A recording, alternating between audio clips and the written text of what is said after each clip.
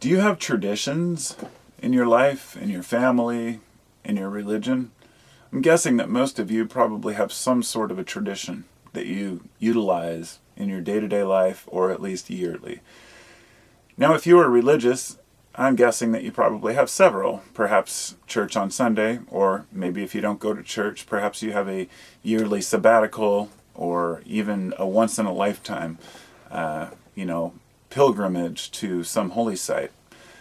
There are traditions that span decades, traditions that span centuries, and perhaps traditions that span millennia, but trying to trace many of these traditions back, we end up hitting a brick wall a lot sooner than we think. So I'd like to start off by declaring, this is not here to, I'm not speaking to dispute the validity and value of tradition, but I'm also not speaking in full support of traditions, and I'm going to explain why, and how tradition can be a help or a hindrance to our culture and our personal lives. Now, I should start off by speaking about something more well-known, such as religious or pilgrimages, let's say. There are, trips to Mecca, trips to the holy site. Many of the traditions around Judaism have to do with putting a message at the Wailing Wall. And so many of these holy sites, of course, cross paths with one another. And originally, when I wanted to make a video talking about the idea of this prophecy being fulfilled of Armageddon, and I lost interest in it very quickly. I've wanted to discuss this several times, but it goes nowhere.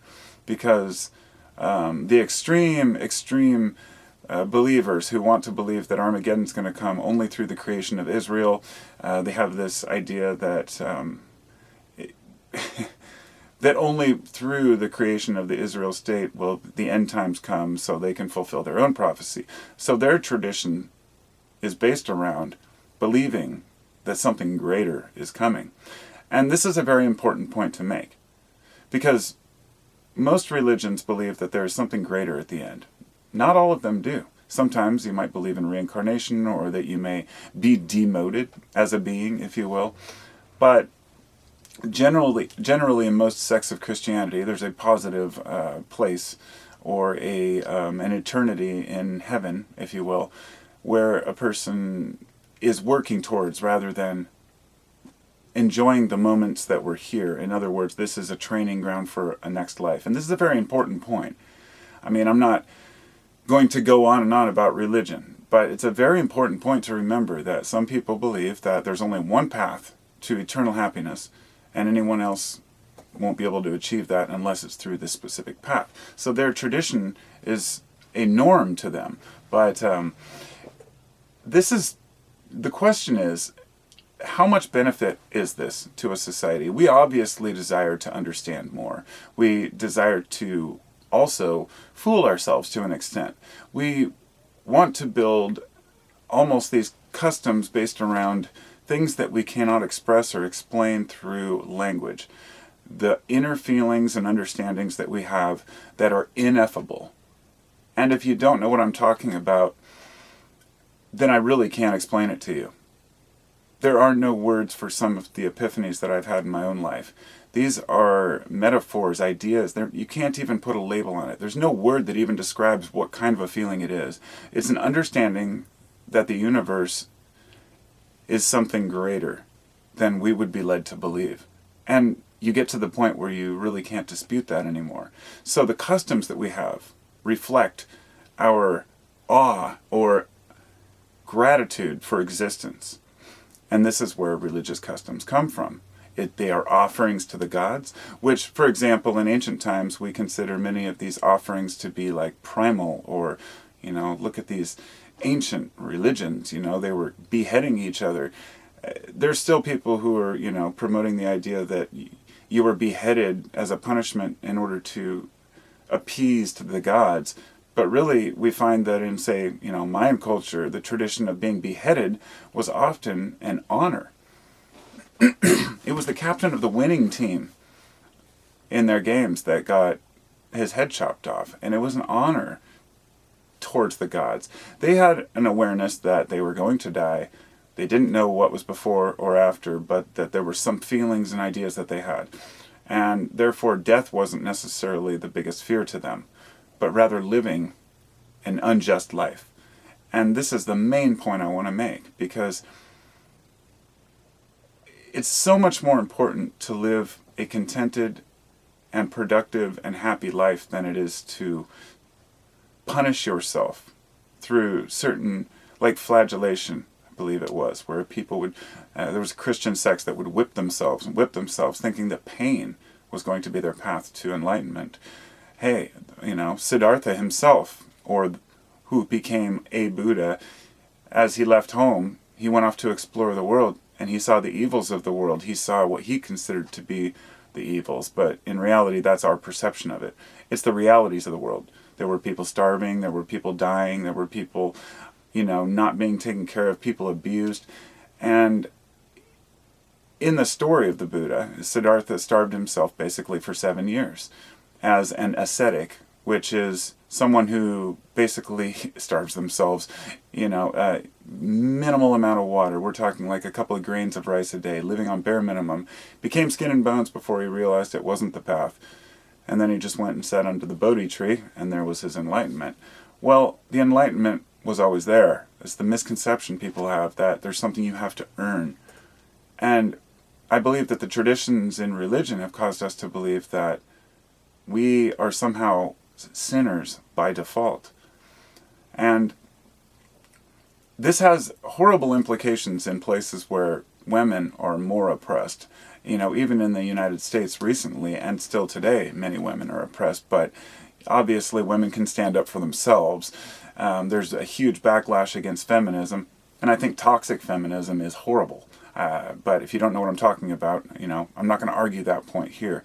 But truly standing up for the female, there's nothing wrong with that at all. And it's come a long way. But in places like Saudi Arabia, there are areas in the Middle East where, of course, women still have to wear the hijab, of course. And a lot of folks will say, oh, they like to wear it. It's their tradition. And that's bullshit. Many more do not and are afraid to speak out. But it's not just the hijab. It's being married out to men when you're 8 years old. This is normal, I believe, in Yemen. And they've only recently started to tackle these things. But in Saudi Arabia, they consider women who want to educate themselves, they call it the steps of the devil. The steps of the devil that will corrupt a society. That how dare women want to think for themselves? How dare women want to get an education and be productive members of their own household and society rather than just being housewives or, child bearers, which is what they're treated as still in many places in the world.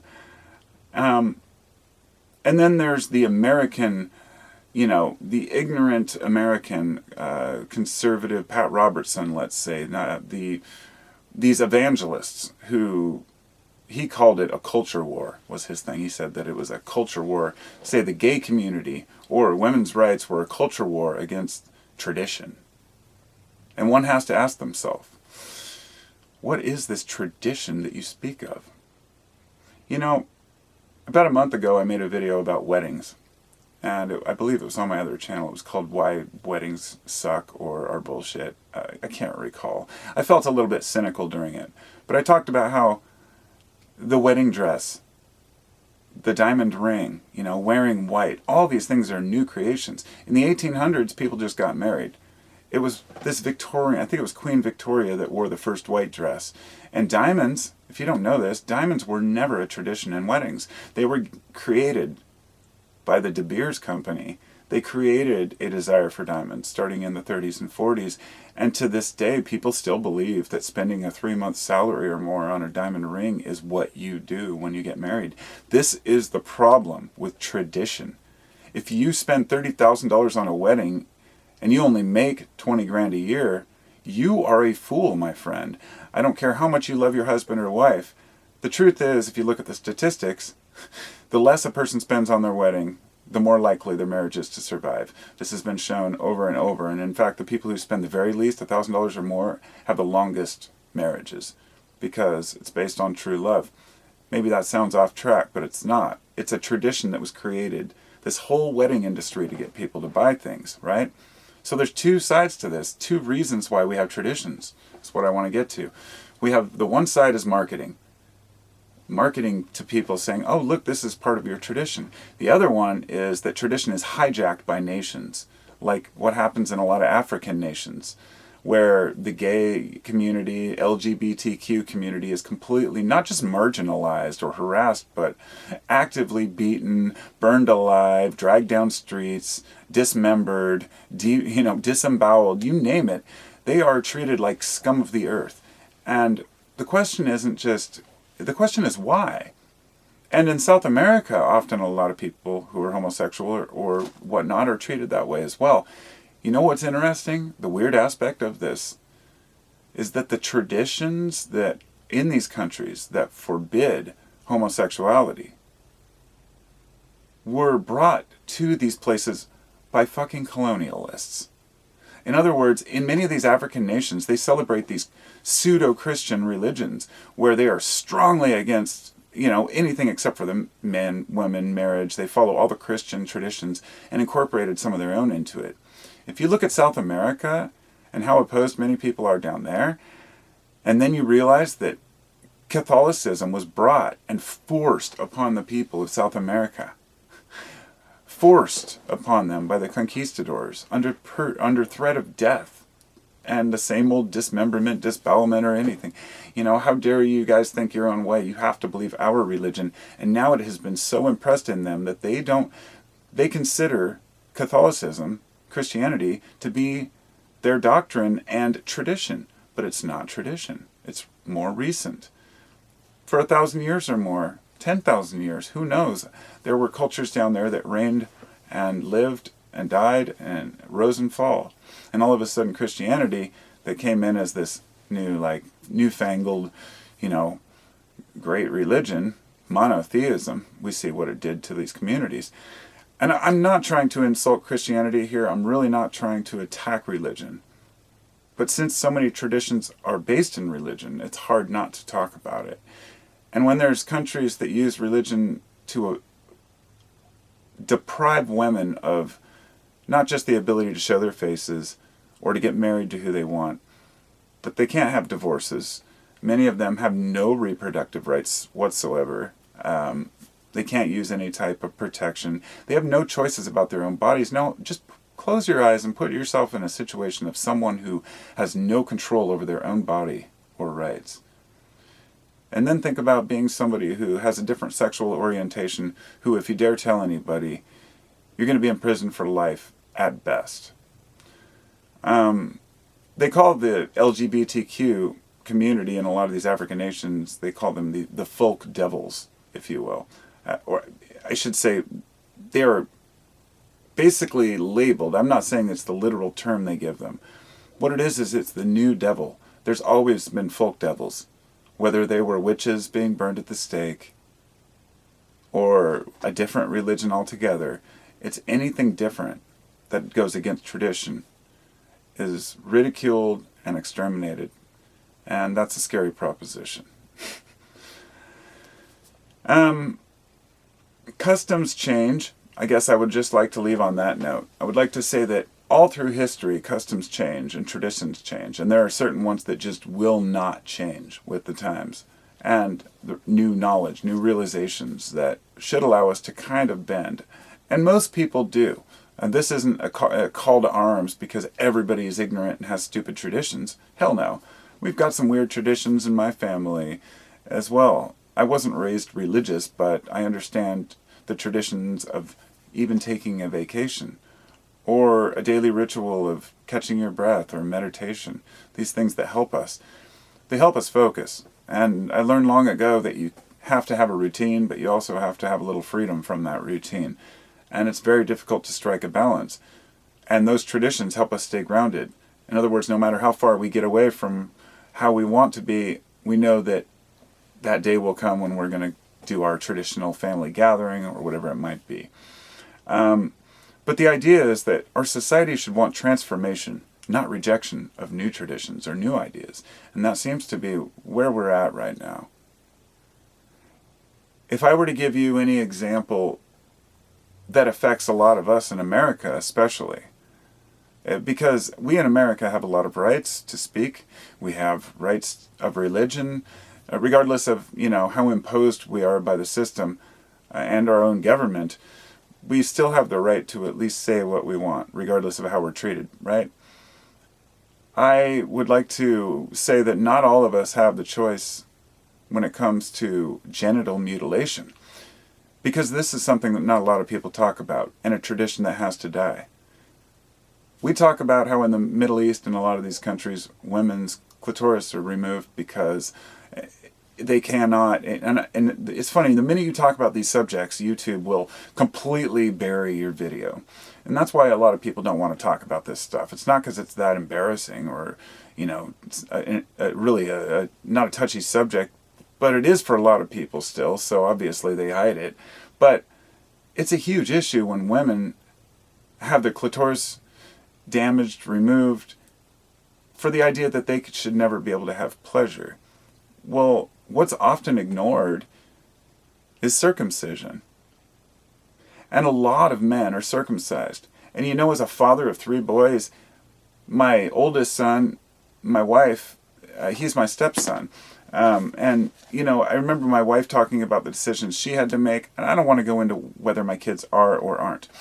But let's just say that I am circumcised, and I don't blame my parents for it. Because my parents grew up in a world where the doctor just came up and said, "Oh, should we circumcise him?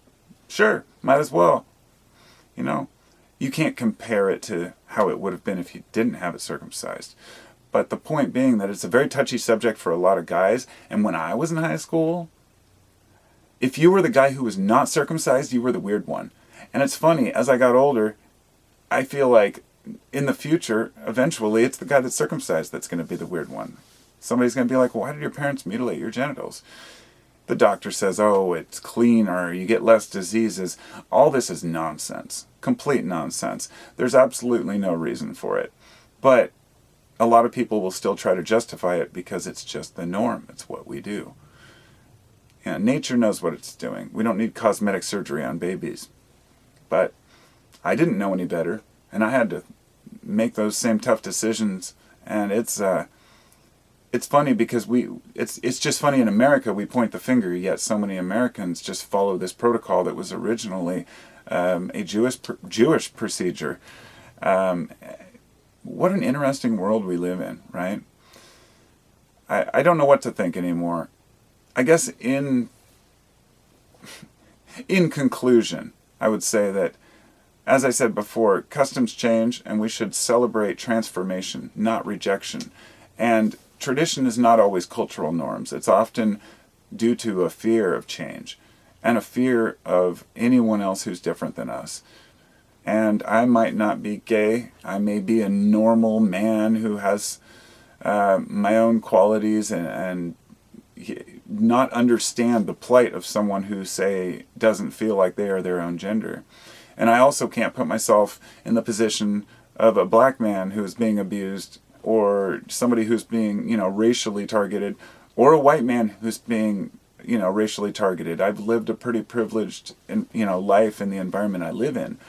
But I also understand that all of our fears stem from a lack of tradition in America. I feel like our loss of culture is what's driving shootings, depression, anxiety, suicide.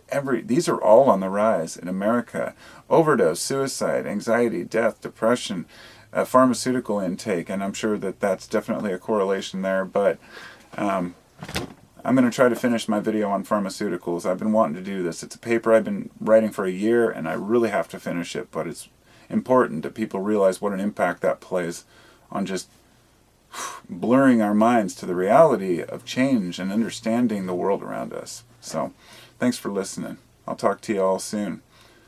And I appreciate your views. I appreciate your comments. And I hope you have a wonderful new year.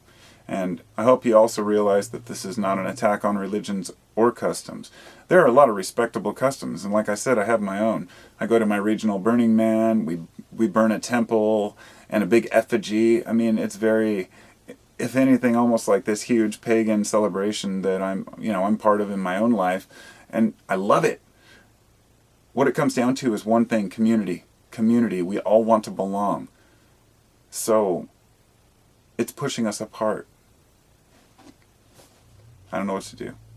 Talk to y'all later.